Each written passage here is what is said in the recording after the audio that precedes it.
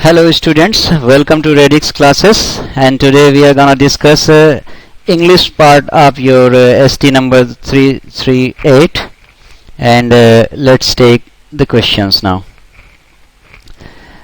So first question is, you have to spot the error in these sentences, and the first sentence is, there is no other way to end war except disarmament. युद्ध को खत्म करने का डिसआर्मामेंट के अलावा और कोई तरीका नहीं है. So in this part you have error. It is very simple one, but still you have to very cautious. Except, इस पार्ट में एरर है, आप इसको रिप्लेस कर दीजिए देन से, एंड रीजन समझिए. ठीक है, आपने बहुत बार ये other than this, other than that, ये फ्रेज सुना होगा, other than this, other than that. So that is the reason here other is followed by than, other is not followed by except. Okay, so replace this except by than. There is no other way to end war than disarmament. Disarmament के अलावा युद्ध को खत्म करने का कोई भी तरीका नहीं है. I hope you got the point. Next one, Indians should learn to remain united together. So the error is this word, this together. It is superfluous. आपने सुना होगा सुपरफ्लुअस एरर्स के बारे में. सुपरफ्लुअस होता है, ठीक है, कि अननेसेसरी. ठीक है, अननेसेसरी है ये टुगेदर वर्ड यहाँ पे. Indians should learn to remain united, that's it. इतना सेंस आपका कंप्लीट है. टुगेदर रखने की कोई जरूरत नहीं है, वो वर्ड एकदम फालतू का है. Found guilty on murder, the accused was sentenced to death. Sentence मतलब सजा हुई उसको, मौत की सजा. ठीक है, मृत्युदंड सुनाया गया उसे. But the error is prepositional. ठीक है, found guilty on murder नहीं, of murder होता है. तो found guilty of murder, the accused was sentenced to death. अब ये prepositional errors में आपको अपनी स्ट्रेंथ अच्छी बनाने के लिए आपको रीडिंग हैबिट में थोड़ा सा पढ़ना पड़ेगा. ठीक है, क्योंकि इसको रट्टा मारने का कोई तरीका है नहीं. आप कहाँ तक रट्टा मारेंगे कि कौन से वर्ड के बाद कौन सा प्रीपोजिशन आता है. So it is better to fall into this reading habit, और अपने आप ये प्रीपोजिशनल एरर्स आपके कवर हो जाते हैं उसमें से. ठीक है, so let's take next question. यहाँ पे आपको out of the four alternatives choose the one which can be substituted for the given words. synonym बताना है. sorry, one word substitution है ये. so the scientific study of elections. देखिए, ऐसे प्रश्नों को कर पाने की संभावना कब बनेगी आपकी. there is no possibility in our life to come across such words. psephology, theology, synagogue और cartography. ऐसे चांसेस हमारी लाइफ में बहुत कम होते हैं, क्योंकि हम लोग कुछ आर्ट्स, मैथ, साइंस ऐसे बैकग्राउंड के स्टूडेंट्स होते हैं जो गवर्नमेंट एग्जाम्स के लिए प्रिपेयर कर रहे होते हैं. तो ऐसी पॉसिबिलिटी बहुत कम होती है कि हमने कभी कार्टोग्राफी, साइनागॉग, थियोलॉजी या सीफोलॉजी ऐसे वर्ड्स को अपनी लाइफ में कहीं देखने का मौका मिले. Except for one case. हम लोग तैयारी कर रहे होते हैं, ठीक है, एसएससी की. तो तैयारी करने के लिए you have to know these words. ठीक है, और तभी आप कर पाएंगे इस क्वेश्चन को जब आपने पास्ट में कभी एक बार सुन रखा होगा. Otherwise there is no chance कि आप इसको जाएं और गेस करके सही कर दें. ठीक है, so the scientific study of elections, your answer is psephology. ठीक है, और ये आपको तभी आएगा जब आपने इसको कहीं पढ़ा हो वन वर्ड सब्स्टिट्यूशन में. और पढ़ने का बेस्ट जगह कौन सा है? एसटी. आप एसटी देते रहिए, ऐसे हजारों, ठीक है, वन वर्ड सब्स्टिट्यूशन आपके सामने आ चुके रहेंगे. 1000 में से 900 1200 आपको याद भी हो जाएगा. ठीक है, that depends only your practice. ठीक है, कि कितना आप प्रैक्टिस करते हैं, कितनी बार आप रिवीजन करते हैं. धीरे धीरे ये सारे वर्ड्स याद हो जाते हैं. शुरू शुरू में सपोज आप पहली बार इसको देख रहे हो तो बहुत ज़्यादा परेशान होने की जरूरत नहीं है. 2-4 बार सामने आएगा, अपने आप याद हो जाएगा कि scientific study of elections is called psephology. And let's check the other options. Cartography, इसका मतलब ग्राफी. ग्राफी, जहाँ कहीं भी ये ग्राफी आ जाता है उस वर्ड की मीनिंग का लेना देना लिखने से होता है. Graph is writing. ठीक है, तो writing of what? Carto. Carto is it stands for map.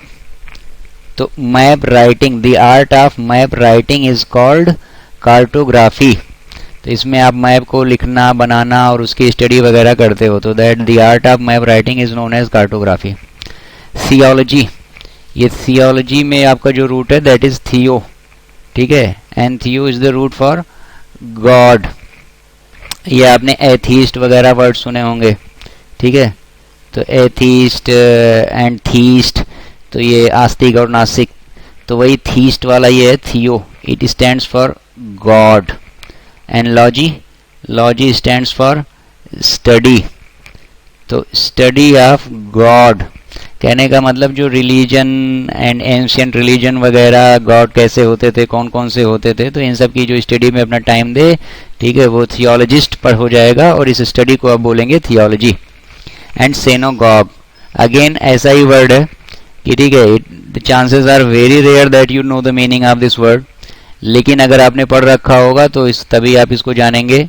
Temple सुना है आपने, टेम्पल मतलब होता है मंदिर, मॉस्क मतलब गुरुद्वारा, चर्च मतलब चर्च, तो सिनोगॉग प्लेस, ठीक है, फॉर वर्शिप फॉर ज्यूस, जहाँ पे ज्यूस लोग जाके वर्शिप करते हैं, ऐसे स्थान को आप बोलते हैं सिनोगॉग। तो you can say it is called Jews temple, तो ज्यूस लोग का जो टेम्पल होता है that place is called सिनोगॉग।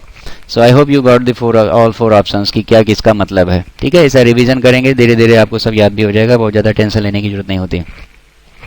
A person who steals the writing of others. Your options are suffer, glower, found, flounder and plagiarist. The answer is plagiarist.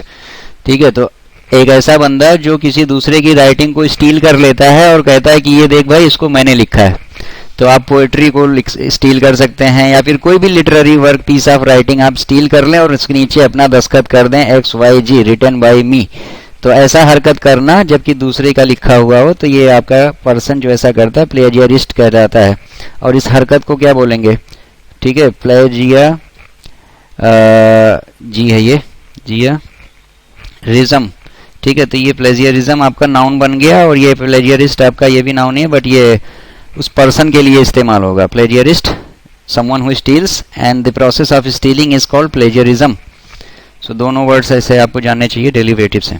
And glower is nothing but glare, ठीक है, glare means होता है angry look, तो आप बहुत ही गुस्से से किसी की तरफ देखते हैं तो यू ग्लेयर दैट पर्सन और you glower at that person, ठीक है। शॉफर इज अ ड्राइवर, तो ड्राइवर कैसा, सपोज अगर आप अपनी गाड़ी चला रहे हैं तो उस समय ड्राइवर कौन है गाड़ी का, आप हैं। अगर आपका भाई गाड़ी चला रहा है तो ड्राइवर कौन है, आपका भाई है। तो ऐसे ड्राइवर को आप शॉफर नहीं बोलेंगे, शॉफर आप बोलते हैं प्रोफेशनल ड्राइवर को, जो सैलरी लेता है किसी की गाड़ी चलाने के लिए, जिसका प्रोफेशन ही होता है ड्राइविंग का। तो chauffeur is an important word, ठीक है, it means a driver, a professional driver. And spelling को ध्यान दीजिएगा, शॉफर ये वर्ड बहुत बार मिसस्पेल्ड वर्ड्स में भी आता है। सो 2 F है और उसके बाद EUR है, तो शॉफर मिसस्पेल्ड वर्ड में भी पूछा जाने वाला शब्द है। And flounder is the word like to show off, ठीक है, टू शो ऑफ और to try to draw attention is called floundering. A group of girls, again a one word substitution, the answer is bevy, ठीक है। तो ये भी word आपको पढ़ा हुआ होना होगा तभी आप आएंगे, इसको आंसर कर पाएंगे। होर्ड होता है किसी चीज को धीरे धीरे चुराना और इकट्ठा करना। सपोज कि कोई बंदा है जो किसी ग्रोसरी शॉप पे काम करता है और वहाँ से वो रोज थोड़ा थोड़ा चीनी या चावल, आटा, दाल, ऐसा कोई भी आइटम है जो चुराता है और उठा के चुरा के ला के अपने घर पे उसका वो स्टॉक बना रहा है, ठीक है, उस आइटम का स्टॉक अपने घर पे बना रहा है चुरा के। तो वो उस आइटम को क्या कर रहा है, होर्ड कर रहा है।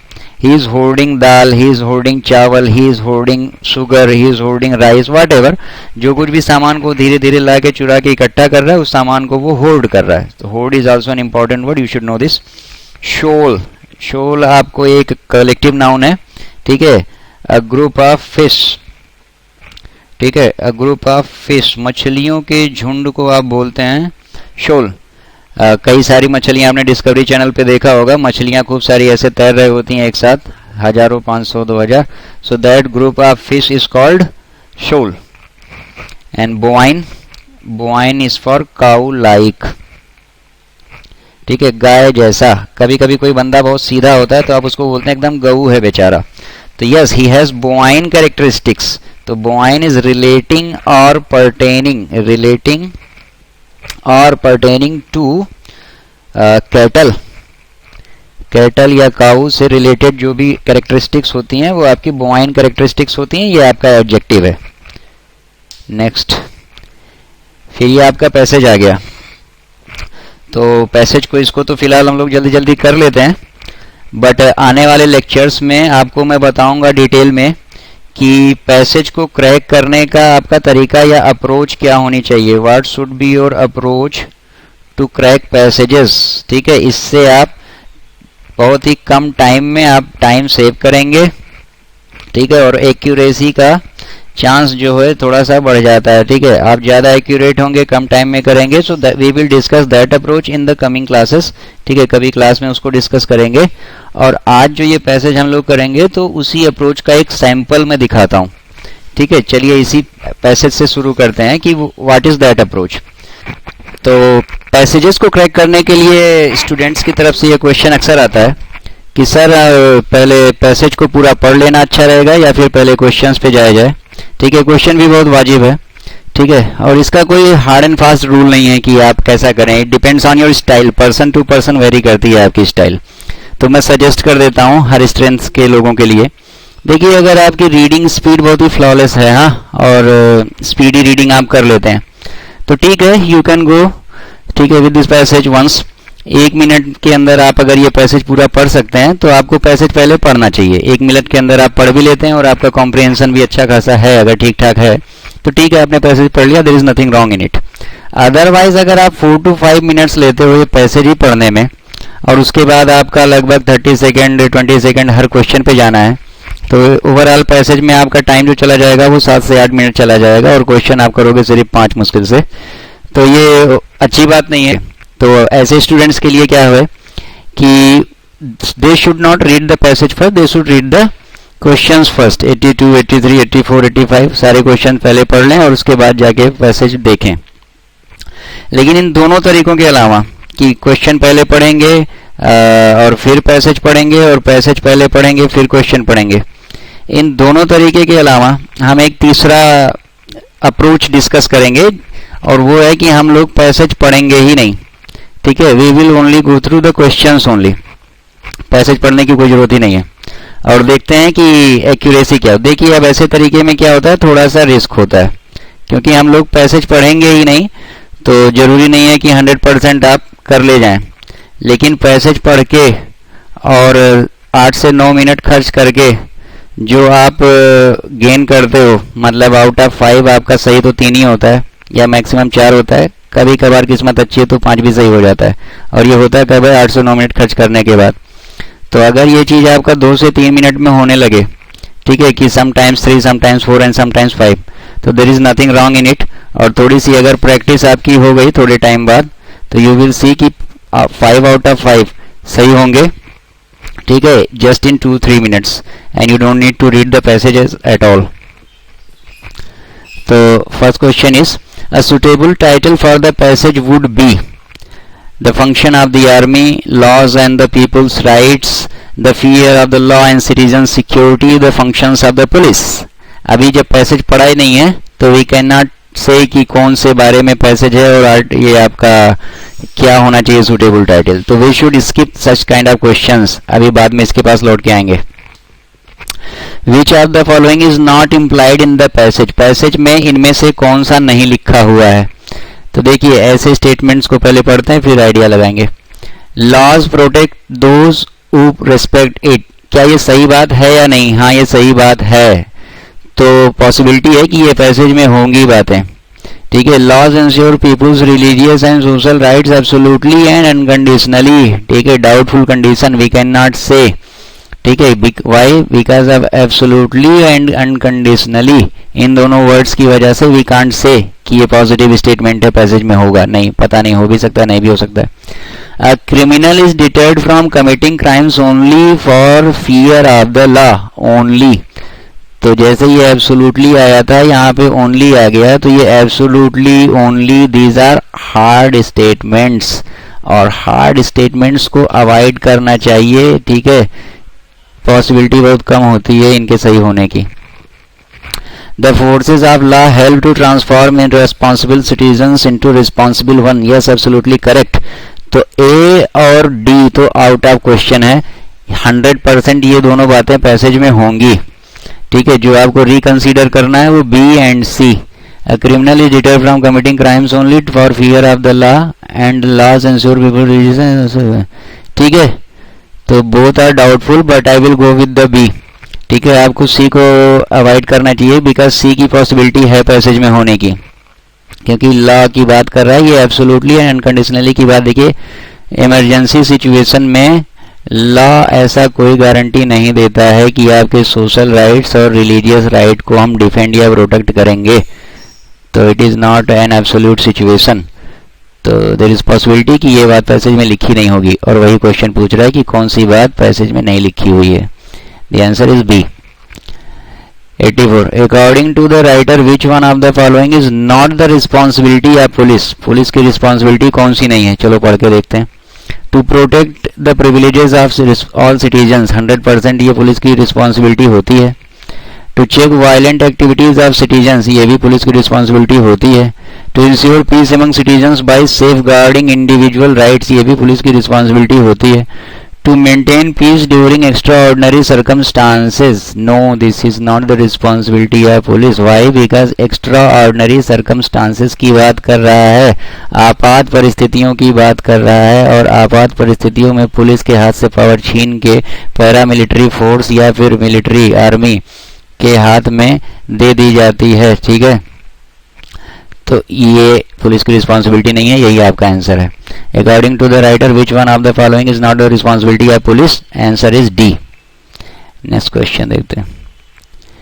विच of the following reflects the main thrust of the passage. इनमें से पैसेज का मेन थ्रस्ट या थ्रस्ट थीम फोर्स क्या है. It deals with the importance of the army in maintaining law and order. अभी तक आपके किसी क्वेश्चन में भी आर्मी लॉ एंड ऑर्डर का जिक्र नहीं आया था. ठीक है, देखिए ये प्रश्नों को. ये क्या था, पुलिस का प्रश्न था.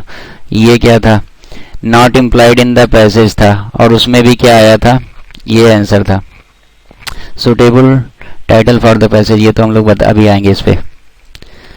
तो it deals with the importance of the army in maintaining law and order. अगर इसकी पॉसिबिलिटी बनती तो अब तक लॉ एंड ऑर्डर और आर्मी ये सारा जिक्र आपके पास कई बार आ चुका होता. और दूसरी ये भी बात बता दें आपको कि maintaining law and order army की रिस्पॉन्सिबिलिटी नहीं होती है कंट्री के अंदर, वो पुलिस का काम होता है. It highlights the role of police as superior to that of the army. ये देखो नेगेटिव स्टेटमेंट है. क्यों? क्योंकि ये कह रहा है कि पुलिस सुपीरियर होती है आर्मी से. ऐसा कोई भी ऑथर लिखेगा नहीं इंडिया में कि पुलिस बहुत सुपीरियर है, आर्मी इन्फीरियर है. ऐसा कुछ बात पैसेज में कहे जाने की संभावना ना के बराबर है. It discusses the role of army and the police in different circumstances. Yes, possibility arises कि ये बात हो सकती है पैसेज में लिखी हुई. Next, it points to the responsibility of the minister and inspector general of police. अभी तक इंस्पेक्टर जनरल ऑफ पुलिस का जिक्र किसी भी क्वेश्चन में या किसी ऑप्शन में आया नहीं. तो that means it can not be the theme. Theme जो होगा पैसेज का, जाहिर सी बात है वो इम्पोर्टेंट होगा और थ्रू आउट द क्वेश्चंस वो रिपीट होगा. तो ये रिपीटिशन इज द की. ठीक है, जो बात रिपीट होती है, बार बार आपके सामने आती है, वही आपकी थीम होती है. उसी से ये क्वेश्चन आप करेंगे, उसी से पहला क्वेश्चन भी आप करेंगे. तो सी इज योर आंसर. ठीक है, डी का कहीं कोई जिक्र नहीं है, बी का कहीं कोई जिक्र नहीं है, ए का भी कहीं कोई जिक्र आया नहीं, और ये बात भी गलत है, और बी वाली भी बात गलत है. तो ये मैं कैसे कह रहा हूँ कि सी इज योर आंसर. ठीक है, you don't have to read the passage. आपने पैसेज तो पढ़ा ही नहीं है, लेकिन आपके यहाँ एक पेपर होता है रीजनिंग का. तो ये रीजनिंग आपको लगानी है, लॉजिकल रीजनिंग, एंड चारों ऑप्शन पढ़ के आप बताइए कि कौन सा सही हो सकता है. तो most of the time 99% case में जो रीजनिंग लगा के आप बताएंगे वही आपका आंसर होता है, चाहे आप पैसेज 8 बार पढ़ लें तो भी और पैसेज 1 बार ना पढ़ें तो भी. और आइए अब ये पहला क्वेश्चन जो हमने छोड़ा था उसके पास चलते हैं. A suitable title for the passage would be. मैंने बताया थीम वाली बात. ठीक है, तो जो थीम होता है वो इम्पोर्टेंट होता है, वो आइडिया रिपीट होता है. तो रिपीटिशन ऑफ आइडिया. तो कौन सी आइडिया का रिपीटिशन हुआ है बार बार आपके? Function of the army. ये एक ऑप्शन में आया था एक बार. ठीक है, कहाँ पे आया था? यहाँ पे आया था. ये वाला, और वो भी नेगेटिव वे में आया था। Laws and people's right, law की तो बात हुई है लेकिन एक भी बार पीपुल्स राइट का जिक्र अभी तक आपके पास हुआ नहीं। The fear of the law and citizen security, ठीक है, एक भी फियर ऑफ लॉ ये कॉन्सेप्ट आपके सामने अभी तक आया नहीं, और सिटीजन की सिक्योरिटी की बात कहीं नहीं आई। हाँ, मेंटेनिंग लॉ एंड ऑर्डर की बात आई थी, लेकिन इसका सिटीजन सिक्योरिटी की बात कहीं नहीं आई थी। The functions of the police and army, हाँ दिस इज योर आंसर, और ये बात भी आई थी, देखिए कहाँ पे, ठीक है। According which of the following not the responsibility of the police, तो यहाँ पे क्या करें, इनमें से कौन सी पुलिस की रिस्पॉन्सिबिलिटी नहीं है। कहने का मतलब ये रिस्पॉन्सिबिलिटी या पुलिस, ये कॉन्सेप्ट थोड़ा सा इंपॉर्टेंट है क्योंकि ये क्वेश्चन में पूछ रहा है डायरेक्ट, ठीक है। तो रिस्पॉन्सिबिलिटी या police, it is the theme of the passage, और यहाँ पे क्या है, ये the functions of the police. तो you can say this is your answer because this theme has been repeated, this idea has been repeated, so this is your answer. So without reading the answer you have answered 5 questions and out of these 5, ठीक है, possibility is 100% that all are correct। और अगर आप कभी गलती भी कर देंगे ऐसे तरीके में तो भी आपका 90% के आसपास एक्यूरेसी तो जाएगी ही जाएगी, ठीक है। एक आध की पॉसिबिलिटी होती है कभी कभार आपका गेस करने में थोड़ी सी गलती हो जाए, और विद प्रैक्टिस ये गेस करना आपको आ जाएगा। आपका गेस वाइल्ड नहीं होना चाहिए, आपका गेस स्मार्ट होना चाहिए, इंटेलिजेंट होना चाहिए। बाकी आगे चल के पैसेजेस की क्लास में इसको और डिटेल में डिस्कस करेंगे। अगला क्वेश्चन देखते हैं। चूज रॉन्गली स्पेल्ड वर्ड, ठीक है। Lugubrious, ostracism, abatement, servility. Servility is the answer, क्यों, SER होता है, ठीक है, SERVILITY, सर्विलिटी मतलब वो सर्वेंट सुना है, इससे बना हुआ है। तो the spelling of servant contains E not A, तो सर्विलिटी वो नौकरी पना वाली बात आती है, वहां से आंसर है। ऑस्ट्रसाइज मतलब होता है समाज से निकालना कर देना, ठीक है। ऑस्ट्रसाइज इज योर वर्ब, ठीक है। ऑस्ट्रसाइज किसी को अपने ग्रुप से आप निकाल देते हैं, समाज से बहिष्कृत कर देना, समाज से ऑस्ट्रसाइज कर देना, तो ऑस्ट्रसिज्म वही है, नाउन है उसका। लुगुब्रियस इज लाइकाडेजिकल, ठीक है। लुगुब्रियस लाइकाडेजिकल, सुस्त, कामचोर, कंटाल, ठीक है, काम वाम करने में उसका बहुत मन नहीं लगता, ढीला ढाला, सुस्त, तो लुगुब्रियस। अबेटमेंट मतलब होता है कम होना, धीरे धीरे कम होना, to reduce in intensity, to reduce, या फिर टू डिक्रीज इन नंबर, ठीक है, ये चीज होती है, इसका मतलब होता है अबेटमेंट। तो ये सारे स्पेलिंग सही हैं, जो गलत स्पेलिंग है वो सिर्फ servility, this is your answer, servility. Nettle is गुस्सा दिलाना, ठीक है, किसी को आप बहुत ज्यादा गुस्सा दिलाते हैं, वो नेटल करते हैं उस पर्सन को, और स्पेलिंग सही है। एफॉरेस्टेशन डिफॉरेस्टेशन का उल्टा है, ठीक है। डिफॉरेस्टेशन मतलब जंगलों को, ठीक है, खत्म करना, और एफॉरेस्टेशन मतलब जंगल लगाना, पेड़ लगाना, ठीक है, वनीकरण। तो इसकी स्पेलिंग भी है सही, ठीक है। एफ के पहले जब ए आएगा तो एफ रिपीट हो जाएगा। प्रोपेगेंडा स्पेलिंग गलत है, ठीक है, ठीक है। PROPAGANDA ये स्पेलिंग होती है प्रोपेगेंडा की, और प्रोपेगेंडा मतलब आप कोई मिथ्या प्रचार करना, ठीक है, झूठ में आप प्रचार प्रसार कर रहे हैं, खुद को बड़ा अच्छा बता रहे हैं, तो ऐसा कोई भी आप प्रचार फैलाएंगे तो you are doing a propaganda in that direction. Ordain is order, ठीक है, किसी को ऑर्डर देना।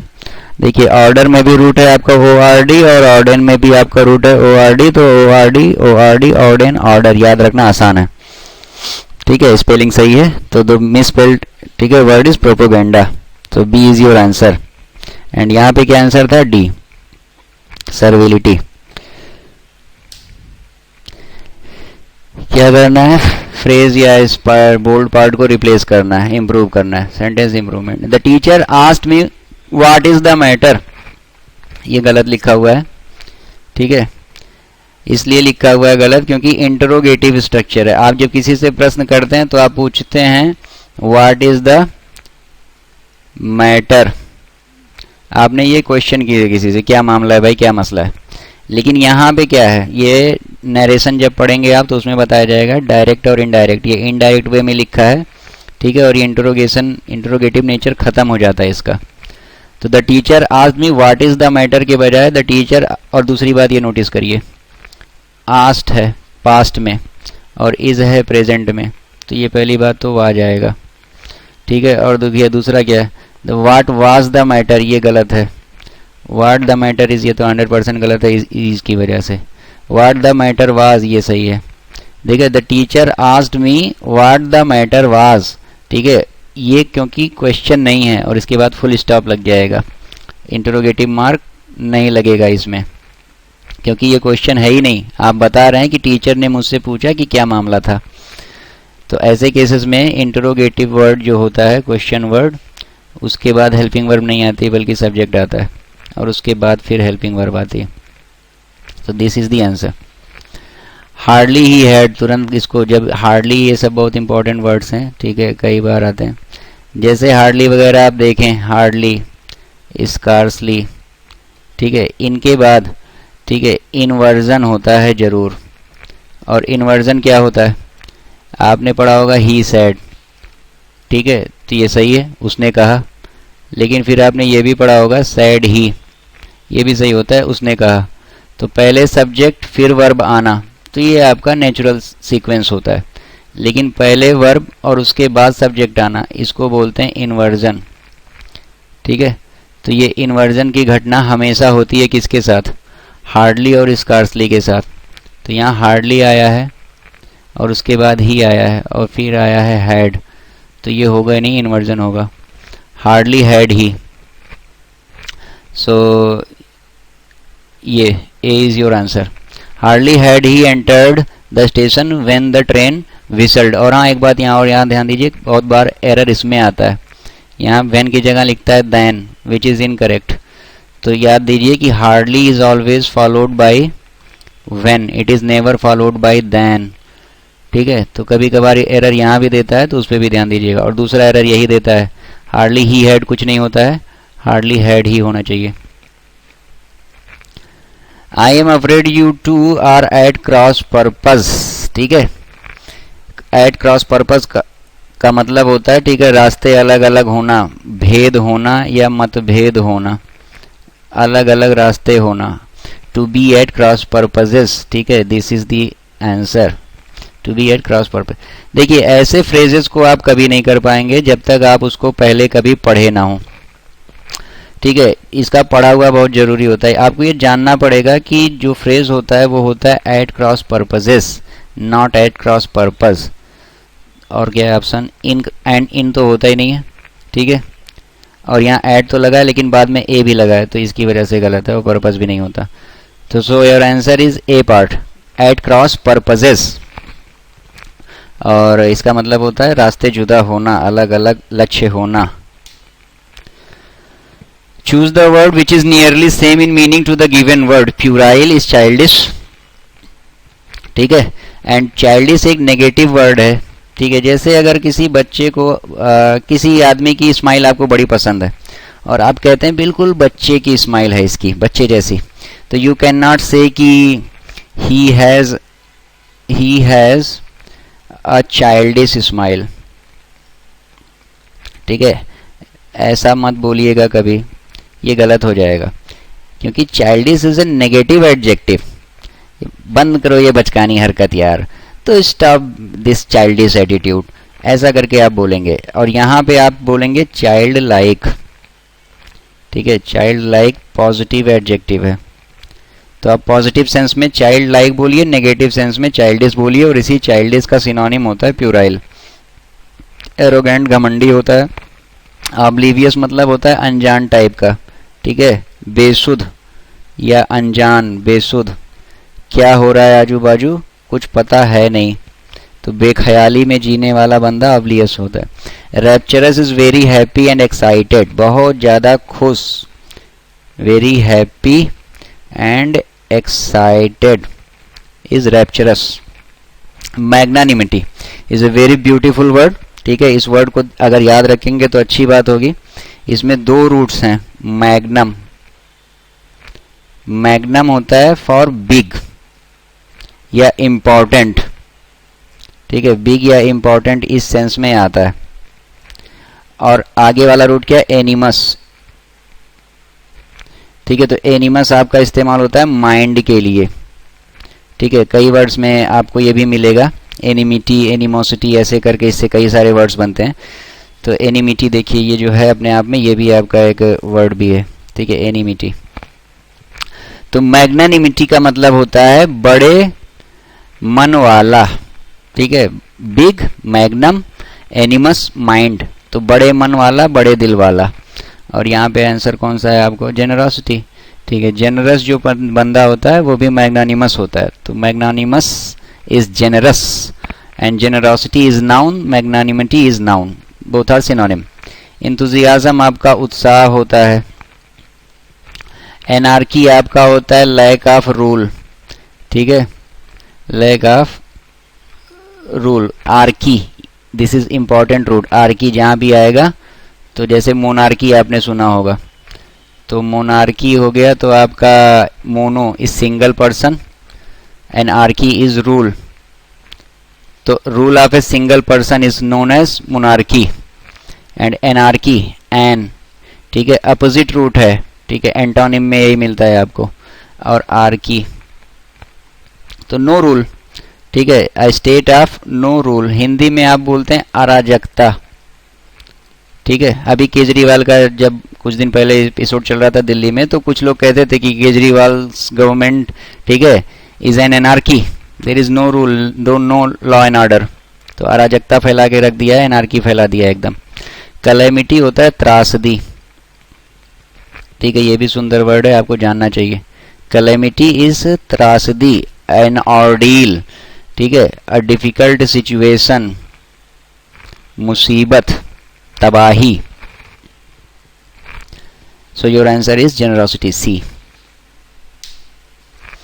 स्कैथिंग इज स्कैल्डिंग, ठीक है, scathing is like criticise someone, बहुत ज्यादा आप किसी के ऊपर गुस्सा हो जाए, ठीक है, और उसके बाद उसको गुस्सा हो के आप एकदम उसको धो डालते हैं, ठीक है, बातों से आप उसको एकदम क्रिटिसाइज कर देते हैं। तो ऐसा कोई स्टेटमेंट जिसने अगले को एकदम धो डाला, क्रिटिसाइज कर दिया, तो that statement will be called a scathing statement, ठीक है, यानी you are very angry and you criticised him heavily, scathing statement. And scalding is same, ठीक है। स्कोल्ड सुना है, स्कोल्ड मतलब होता है डांटना, और स्कैल्डिंग इज नॉट डांटना, स्कैल्डिंग डांटना नहीं होता है, लेकिन स्कैल्डिंग मतलब क्रिटिसाइज करना, बहुत ज्यादा उसकी निंदा कर देना, ठीक है। तो योर आंसर इज स्कैल्डिंग। एड्यूलेटरी अपोजिट है, इसमें क्या बताना है, अपोजिट बताना है यार, ठीक है। तो स्कैल्डिंग सिनोनिम होगा, सॉरी, तो स्कैथिंग का सिनोनिम क्या होगा, स्कैल्डिंग, लेकिन आपको बताना क्या, ये ध्यान देना यार, अपोजिट बताना है आपको। एंड अपोजिट इज एड्यूलेटरी, एड्यूलेटरी मतलब होता है प्रशंसा करना,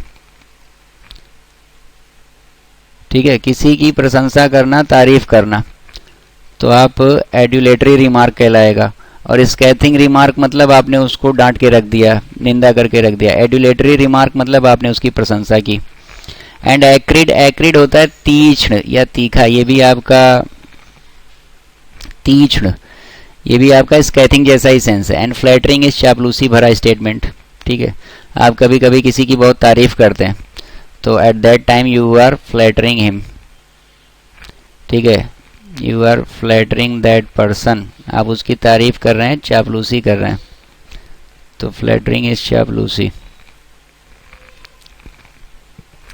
पल्चिट्यूड इज ब्यूटी, अच्छा, तो इंटरनेम बताना है, तो अगली पल्चिट्यूड बोलते हैं फिजिकल ब्यूटी को, ठीक है, बहुत ही सुंदर वर्ड है और इंपॉर्टेंट वर्ड भी है, इसको याद रखेंगे तो अच्छी बात है।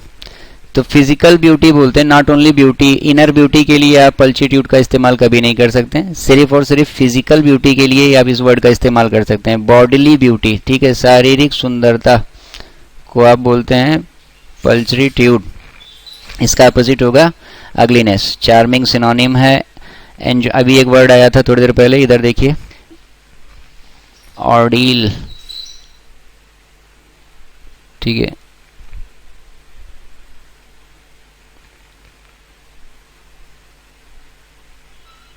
ये ऑर्डेन, ठीक है, ऑर्डेन आपका एक वर्ड आया है, ऑर्डेन मतलब होता है ऑर्डर, और यहाँ पे कौन सा वर्ड आया है, एंजॉइन, ठीक है, तो enjoin is also synonym of ordain, ठीक है, ऑर्डर देना, to order someone to do something, तो you enjoin that person to do something, you order that person. And peckish is something like चिड़चिड़ा, ठीक है, चिड़चिड़ा बंदा, तो पेकिस एटीट्यूड, अब बात बात पे गुस्सा हो जाता है, बात बात पे उसको बात बुरी लग जाती है, तो पेकिस एटीट्यूड, पेकिस पर्सन ऐसा होता है. एंजॉइन ऑर्डर देना, charming is beautiful, ugliness is your answer which is opposite of पल्ट्रीट्यूड.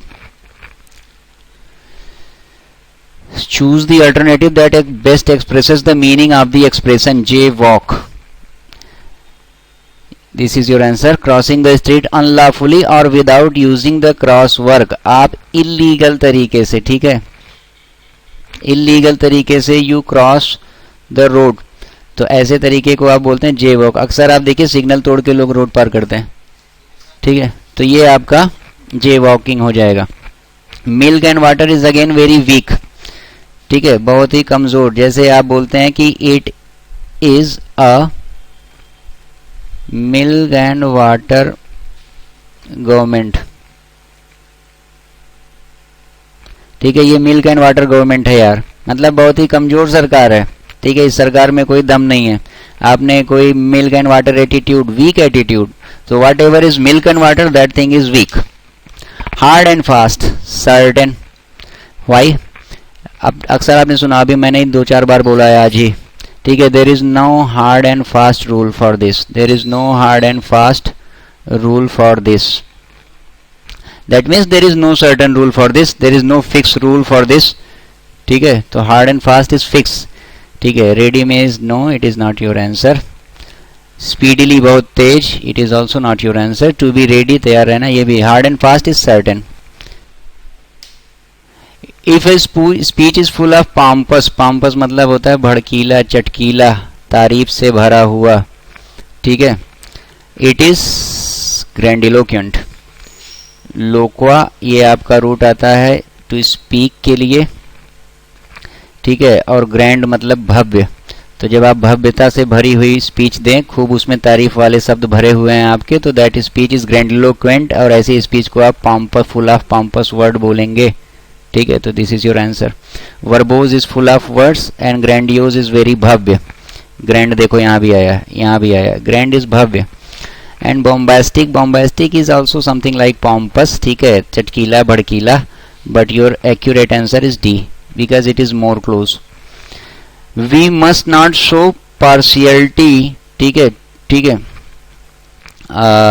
To, for, with, I guess partiality के लिए आपका आंसर शुड बी टू होना चाहिए, ठीक है, पार्शियलिटी फॉर, पार्शियलिटी टू, तो partiality is to. We must not show partiality to our relatives, हमें मतभेद नहीं शो करना चाहिए. It is that young people are inspired by celebrities. It is a lie, bluff, myth, fact. No, no myth, no fact. It is no bluff. Bluff तो आपका कभी possible नहीं होगा. It is a bluff that young people are inspired by proud. Myth है नहीं, myth मतलब होता है कि ऐसी false stories जो काफ़ी टाइम से चली आ रही हों. Fact होता है कि fact मतलब fact जिसको आप टाल नहीं सकते, उस बात को काट नहीं सकते. And it is a lie. Grammatically तो चारों ऑप्शन आ रहे हैं, लेकिन ठीक है, इस सेंस में फिल करेंगे तो only lie. It is a lie that young people are inspired by celebrities. It is a fact that young people are inspired by celebrities.